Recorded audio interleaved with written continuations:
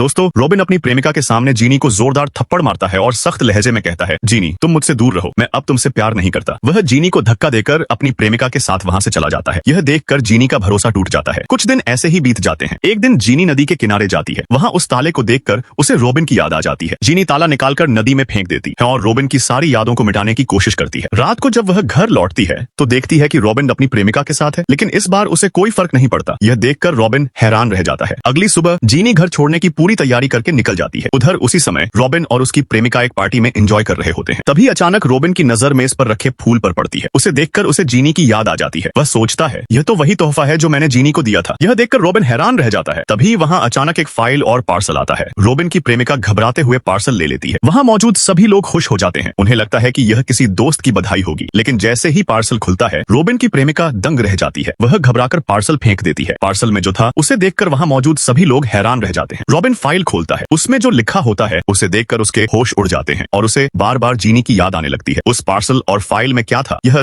जानने के लिए चैनल को सब्सक्राइब कीजिए।